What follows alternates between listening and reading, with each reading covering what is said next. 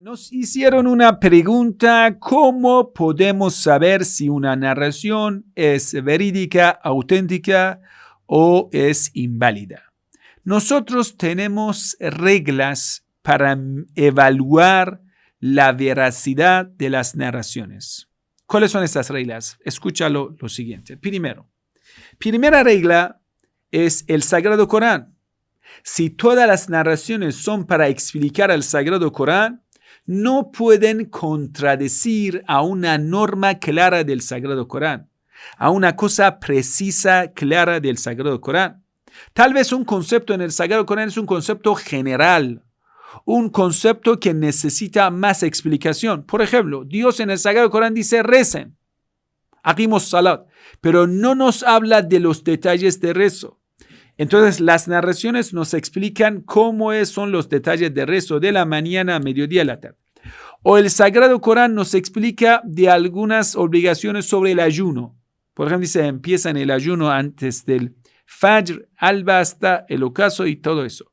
Pero ¿qué cosas son prohibidas durante el ayuno? Los detalles nos explican las narraciones. Eso está bien. No está en contra del Sagrado Corán. Quiere decir, las narraciones están jugando su rol, que es como comentario, como explicación del Sagrado Corán. Pero si vamos a ver, una narración contradice al Sagrado Corán. Dice: no hace falta que ayunen. El ayuno no es obligatorio en el Islam. Pero el Sagrado Corán dice: Kutiba alaykum as-siyam. Bien claro y preciso, el Sagrado Corán explica que el ayuno es obligatorio en el Islam. Entonces, si vamos a ver que una narración claramente contradice al Sagrado Corán, desmiente al Sagrado Corán, decimos: esa narración es falsa. Es falsa. Le vamos a tirar en la basura. Es falsa. Vamos a rechazar. Ojo que el Sagrado Corán no está solo. Tenemos gran parte de las narraciones que explica el Sagrado Corán, que le apoya al Sagrado Corán. Entonces, esa narración no solamente va a ser comparada con el Sagrado Corán, sino con otra parte de las narraciones claras. Entonces, si una narración va a contradecir a muchas narraciones claras, empezamos a dudar en esa narración. ¿Qué más? Nosotros tenemos un profeta interior que se llama el intelecto. El intelecto. El intelecto es la regla principal o el pilar principal para entender las narraciones, para interpretar el texto sagrado. Quiere decir, la hermenéutica islámica, que se llama usul al-fiqh, que es 1000 años antes de la ciencia hermenéutica de interpretar el texto en Occidente. Nosotros tenemos esto de usul al-fiqh, los pilares de comprensión del texto sagrado. Entonces, uno de estos pilares es el intelecto. Quiere decir, nosotros evaluamos a una narración, el contenido, de forma intelectual. Por ejemplo, si una narración en el comienzo y al final empieza a contradecirse, es decir, dentro de sí mismo tiene contradicciones, dentro de sí mismo está invitando hacia un pecado, dentro de sí mismo está contradiciendo una realidad histórica o una realidad coránica o cualquier cosa que el intelecto lo toma como cierto. Entonces, cuando esa narración rechaza al intelecto de alguna forma, o que el intelecto le considera que tiene un concepto errado, esa narración no es aceptable. Cuando ya esa narración no cabe una explicación para entenderlo o para coincidirlo con el intelecto. Que si no hay forma de sumarlo con el intelecto, entonces le vamos a rechazar. Decimos: contradice al intelecto. Decimos: esta narración es débil. Es loco, no se puede. Vamos a ver qué más. Hay detalles en las narraciones que nosotros no lo podemos evaluar según el Sagrado Corán, ni según el intelecto, ni según otras narraciones. Por ejemplo, tiene un detalle que no está en ningún otro lado. Entonces, cuando el concepto sea un concepto shadh significa que ese concepto nunca jamás en ninguna otra narración no lo tenemos. Entonces, aquí en estas narraciones los sabios dicen: ay, mira, es Khabar Wahed. Khabar Wahed significa una narración que este concepto en ninguna otra narración no ha sido narrada. Entonces, los sabios muy precavidos van a tocar esa narración. Lo van a revisar la fuente de la narración. ¿Qué quiere decir fuente de la narración? el libro en lo cual esa narración ha sido narrada, la veracidad de ese libro, de ese autor, más la cadena de los narradores. Por ejemplo, si ese libro es del siglo III, hay 6 narradores hasta el profeta del Islam.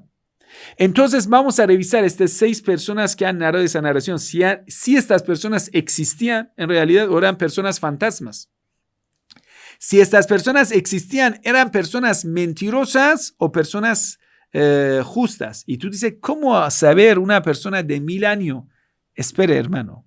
Siempre en la historia del Islam, los sabios musulmanes han tenido libros que se llaman libros sobre personas, libros sobre hombres. Se llama historia de hombres, narradores. Se llama Rejal. Es una ciencia muy amplia.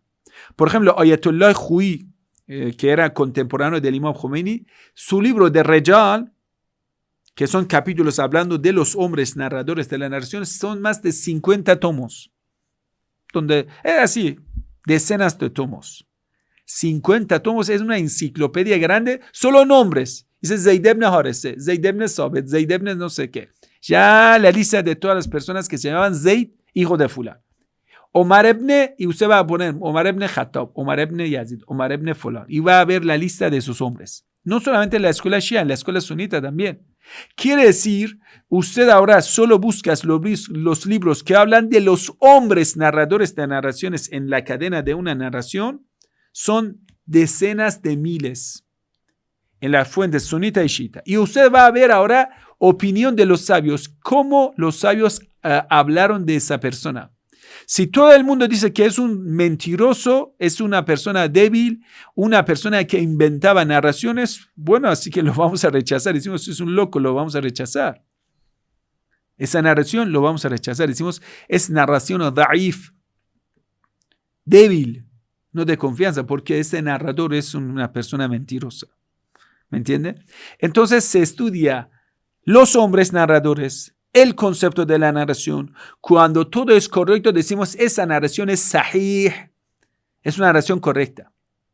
Cuando una narración correcta de muchas fuentes, de diferentes formas, ha sido narrada, un concepto. Por ejemplo, Hadith Ghadir Khum, que el profeta del Islam levantó la mano de Imam Ali en el día de Ghadir Khum y dijo, quien yo soy su autoridad, man kuntu maula fahada aliyun maula, quien yo soy su autoridad, Ali es su autoridad.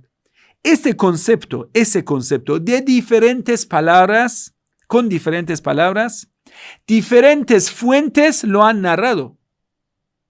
Entonces no hace falta solo ver la cadena de la narración, sino decimos, mira, ¿cuántos libros lo han narrado?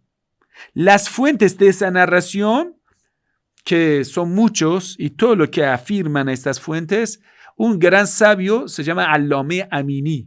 Lo juntó, son 20 tomos de pruebas históricas, argumentos, narraciones, fuentes que todo afirman esa narración. Son 20 tomos solo para esa narración que se llama Ghadir Khum. Entonces decimos, eso es más que correcto. Es de la certeza. Estas narraciones dicen mutawatir. Mutawatir significa aceptado de forma repetida. Es decir, fue repetidas muchas veces, por eso nos da certeza.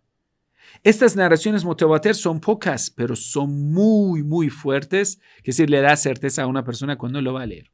Entonces, queridos hermanos, entre sahih y mutawatir hay narraciones que se llaman mustafiz. Mustafiz significa que muchas cadenas de narraciones, muchos sabios lo han narrado, pero no llega a ser mutawatir, se llama mustafiz. Bueno, hay otros conceptos de la ciencia de las narraciones que se llama ulum al-hadith. Es una carrera en la universidad y es una carrera muy amplia y usted va a hablar de los detalles de muchas cosas en esta ciencia. Es una carrera de ciencia islámica que se estudia en el seminario de los religiosos. Bueno, que Dios le bendiga. Assalamu alaikum.